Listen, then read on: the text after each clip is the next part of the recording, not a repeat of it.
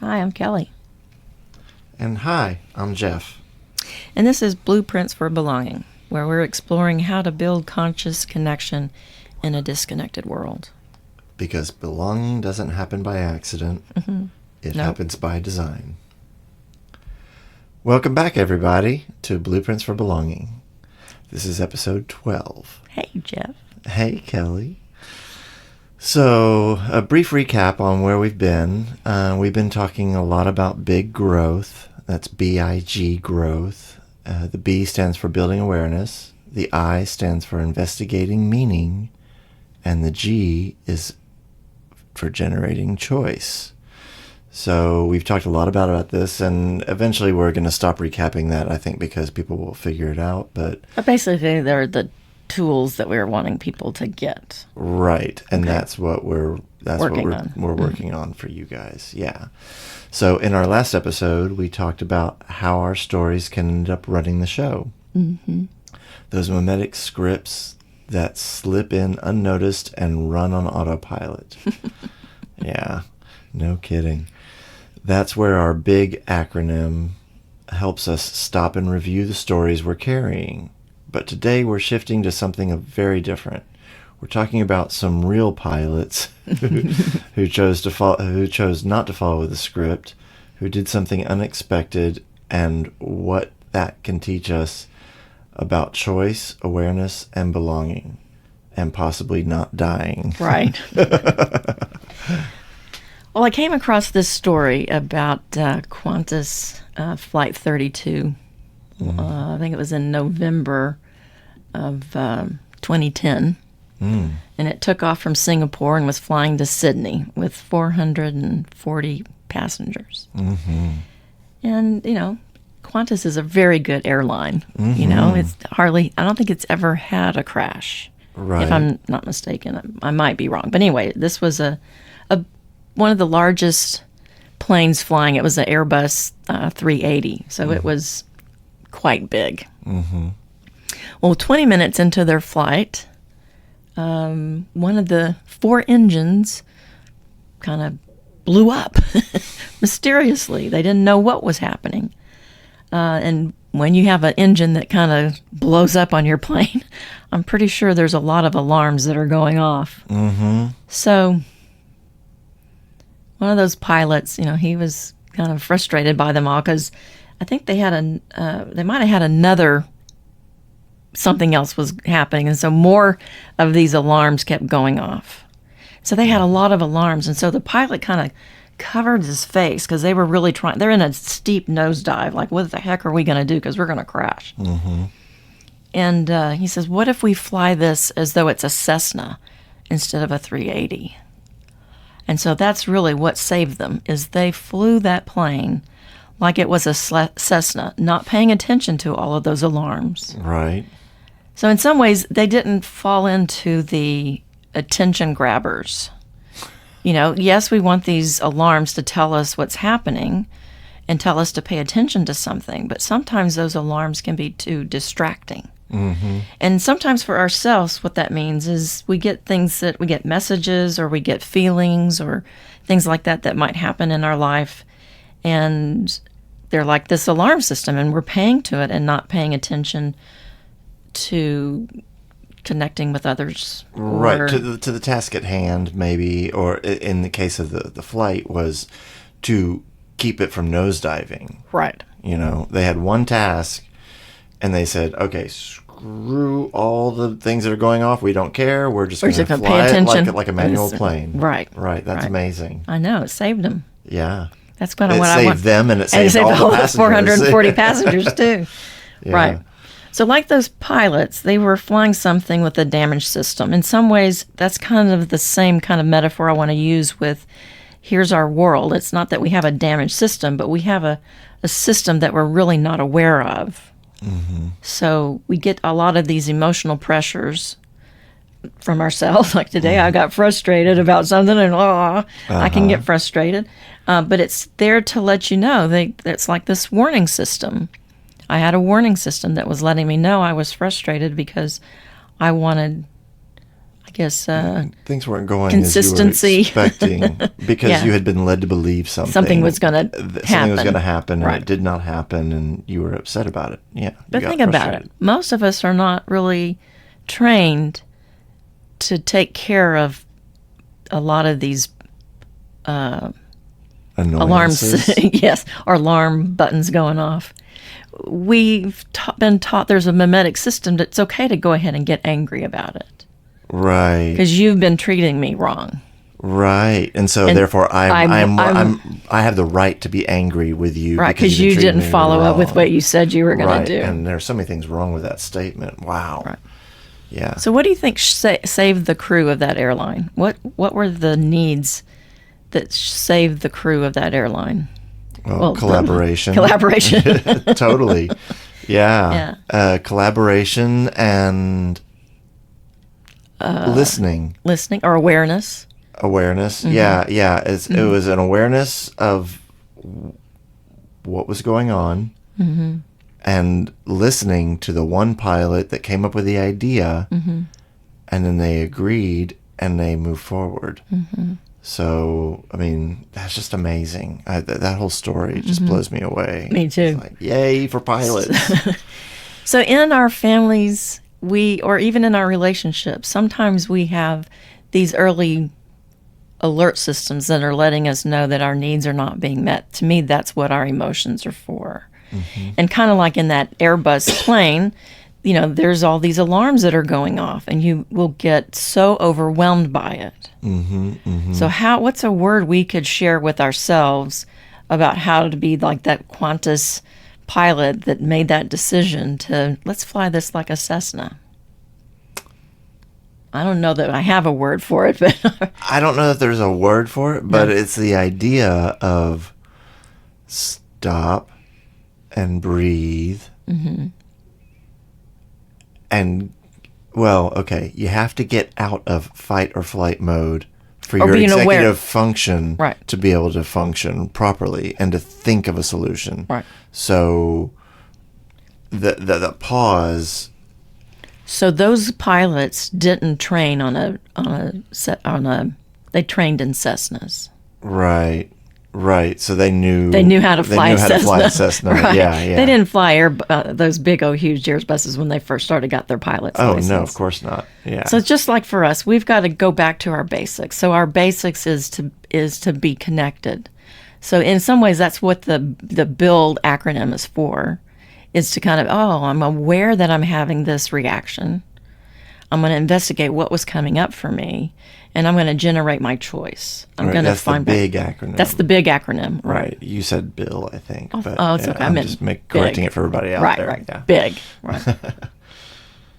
Okay. Well, so we wanted to move kind of a little bit into another way. We wanted just to share a little bit more about kind of another direction here, because we're looking at NVC skills. And one of the things that Marshall had talked about before was the ways that we have these disconnection patterns. And to create that awareness about the ways that we get disconnected from each other.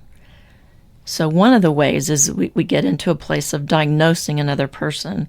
Like you've shared some about a narcissist, or he's a jerk, or whatever. Right.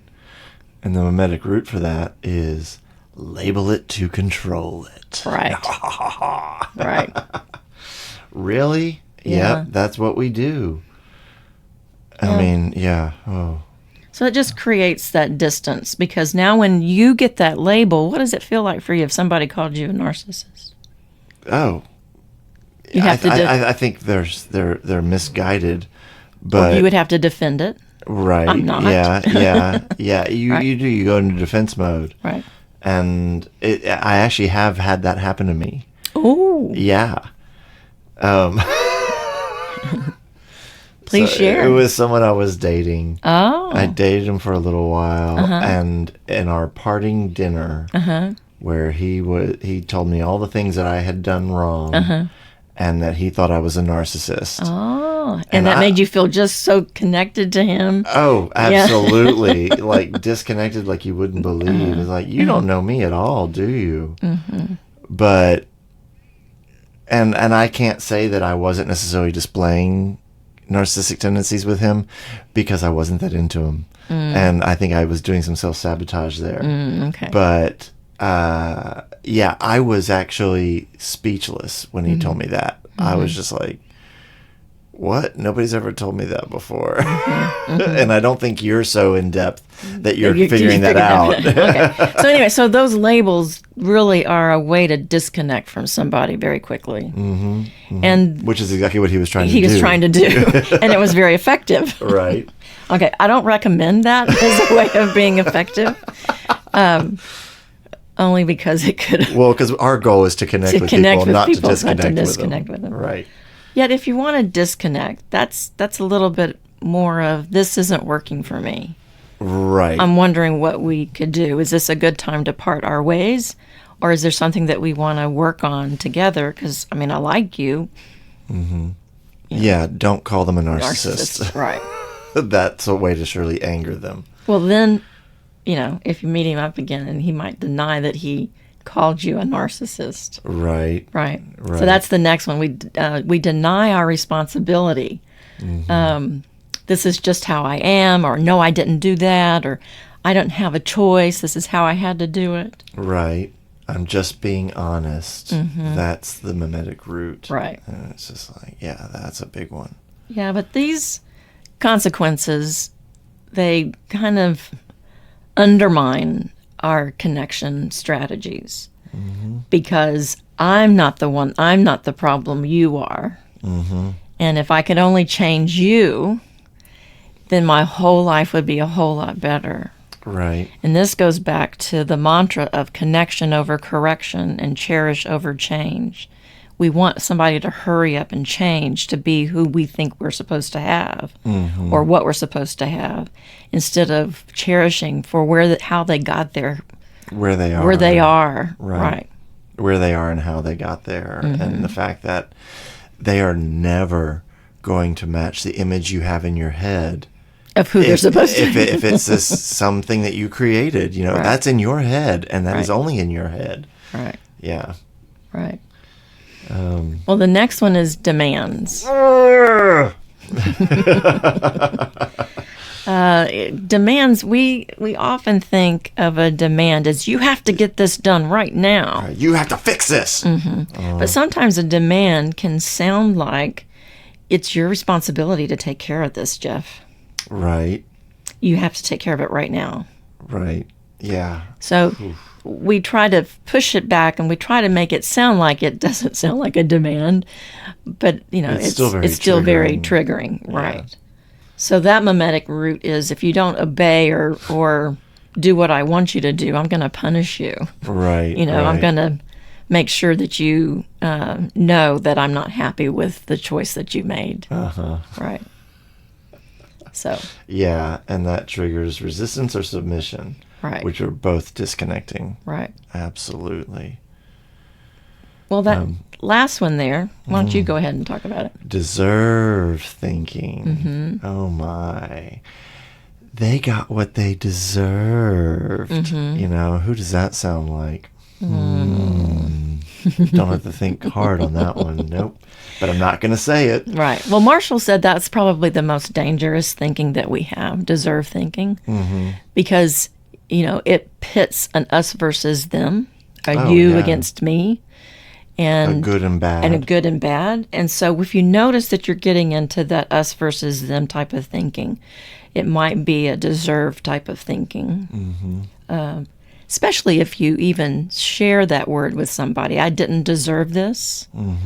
Or you deserve it because this is what you did. Right. Yeah, and I mean, it works under the mimetic root that good people get rewarded and bad people get punished. But what there are no good and bad people. There are people who do bad things. There are people who do good things. Well, here's another way to look at it.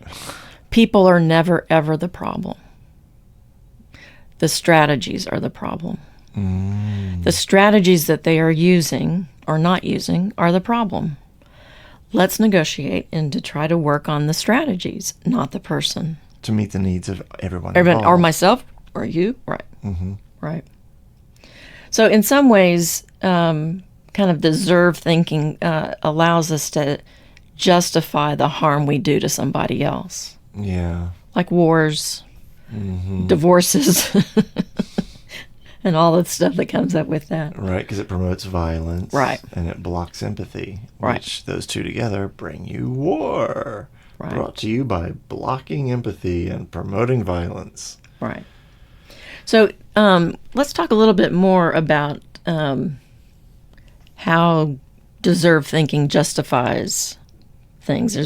Other than we've talked about wars and punishments right, but now we haven't really talked about the justices that we have in our not justices, our political, not political, but like people who go to prison, or right. some of it's just by the color of their skin, right, or very much so, right.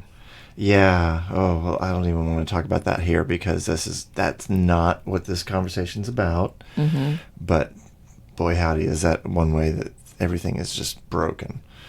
The judicial system, I couldn't think of it. The judicial system. Yes. Right. Yeah. Well, actually, I have a little story about deserved thinking. Okay, good. And how dangerous it can be. Mm-hmm. So, and this is a personal story. Mm-hmm. Being number one on the Enneagram scale, resentment is where my anger ends up going if it's unaddressed.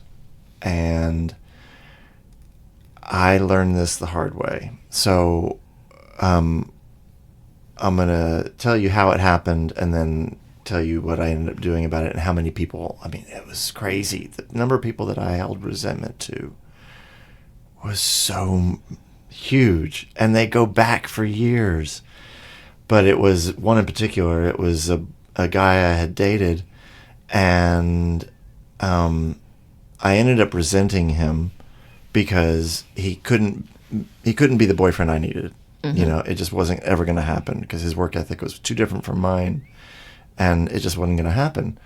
And I was disappointed to find that out 3 months in, that I've been wasting my time.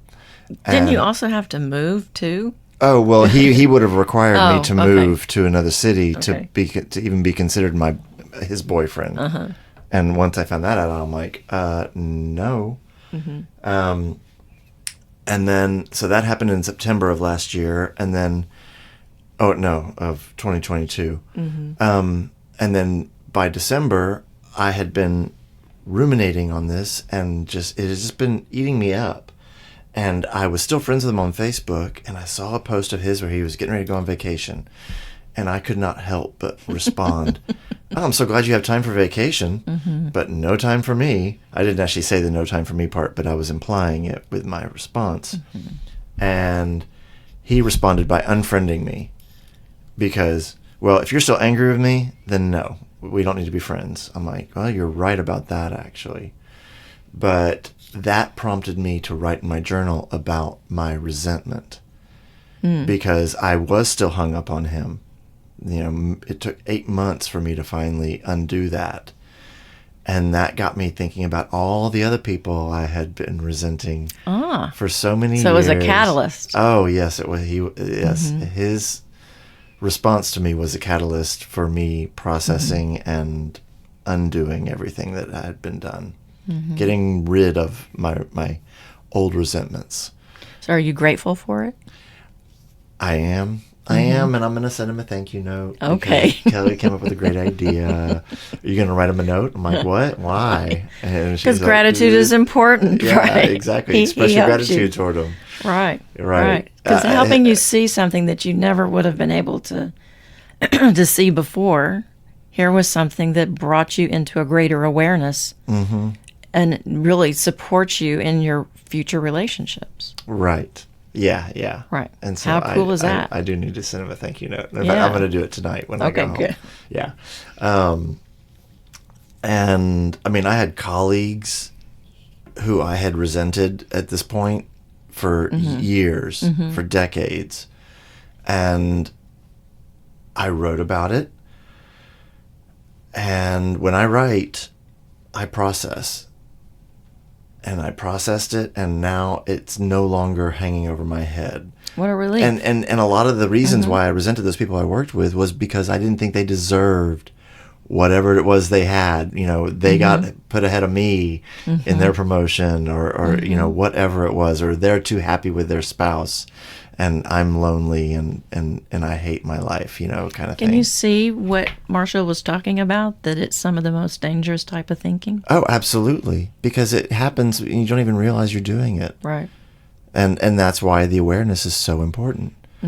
Because when you have a thought like that, so if I ever now have a thought like that about somebody, I will instantly correct it because I know better now. Ah, okay. So that awareness brought some, I call it delight. Okay. It in some ways it's the delight. You know, you're opening up to another way of seeing the world that you weren't really exposed to before. Right. Because I had been working in that little cycle of meet, resent, resent. Right. So judgment isn't just about, you know, our feelings are getting hurt. No. It comes in all forms. It comes in all forms. In all ways. And it often triggers Comparing shame. yourself to others. Right. It bring triggers shame. And it leads us to belief systems that we might have. So that's another place to look at, is these belief systems. And in another way, we've talked about it. We've talked about them as mimetic structures. So memes are ideas or thoughts that get passed on. Mimetics is the study of memes. Well, and that's probably where that deserving thinkings, thoughts came from. Right. Because they weren't basically living or working in a way that worked in harmony with whatever I was putting forward. Yeah, but now we hear things like they don't deserve it, or we hear things like, well, I'm not going to be kind to them just because they don't deserve it.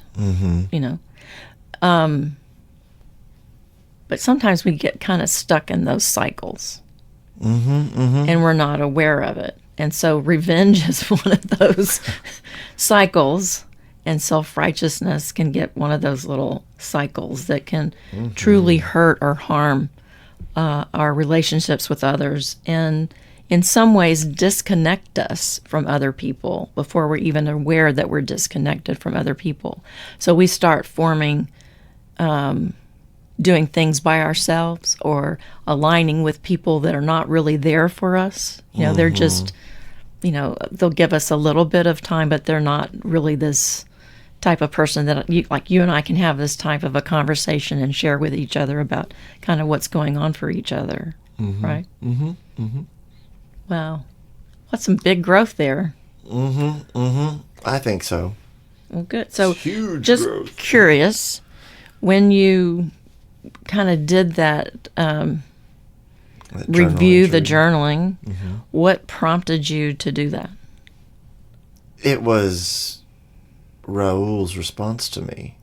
So Raul is the name of the guy I was dating. And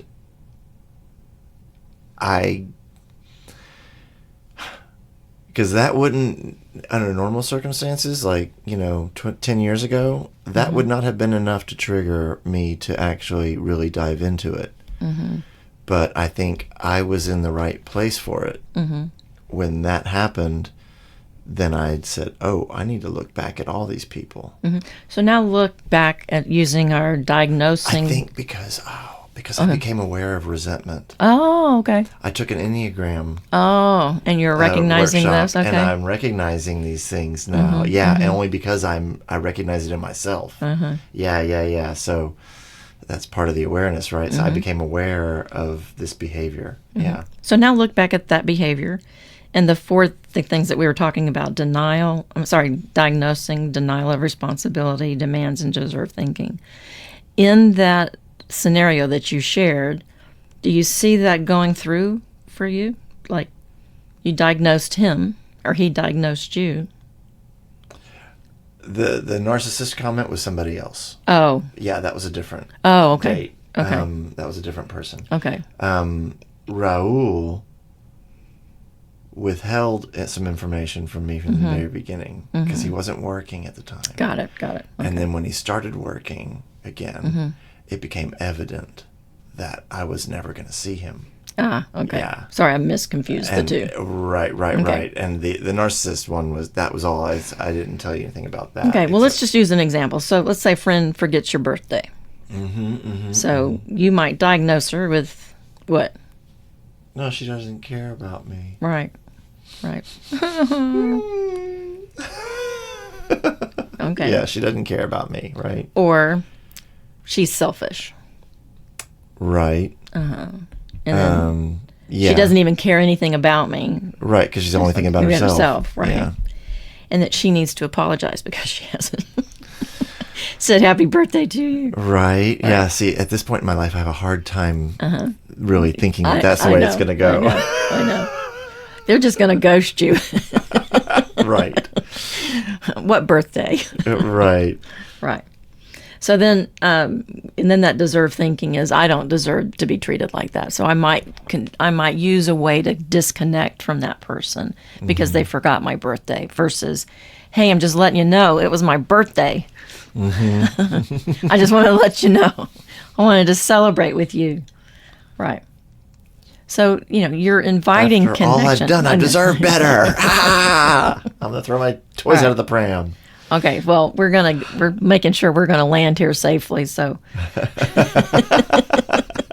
gonna end here, or kind of move on to a little bit more. But we're gonna talk a little bit more about OFNR. That's Marshall Rosenberg's work about observation, feelings, needs, and requests. And we're gonna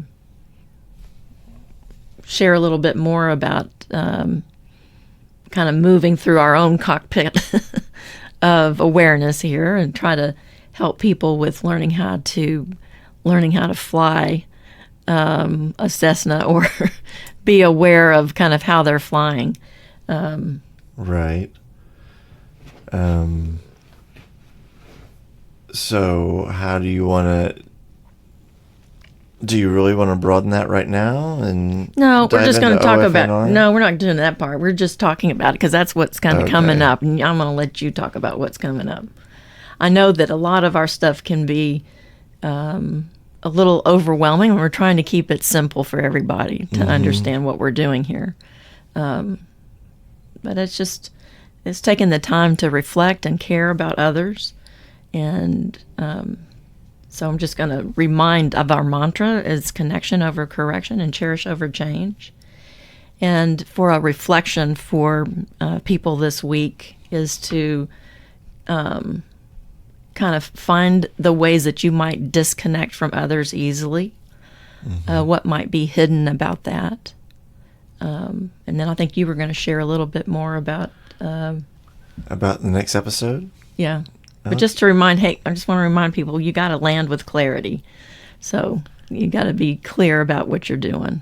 So, well, with your relationships, with you don't want to have your relationships. That says it all, right? I know. That's friendships. That's family. That's everything. But communication, just the way it is, can always have turbulence. So just learn how to land with clarity. All right, so I'm going to just share a little bit about what's happening for the next episode. Right, and we might be able to help you figure out how to land with clarity as we go forward.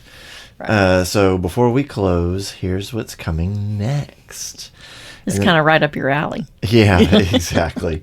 So in the next few episodes, we're diving deeper into what we're calling the architecture of connection. Yeah, that's a jewel out of Kelly's head.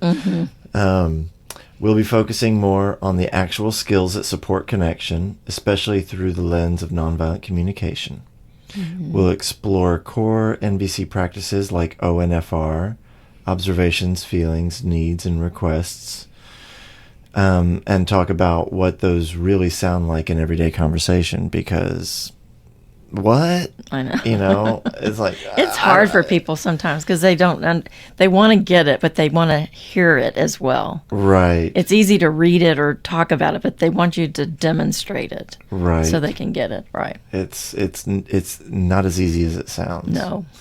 Yeah, we'll also break down why some attempts at connection fall flat and how we can rebuild stronger, clearer communication from the inside out. Right. Yay! Practical tools. So if you've been wondering what connection actually looks and sounds like in real life, stay with us and we'll be going deeper and we'll be building it together. Woohoo! Yay! Yeah. Thank you so much.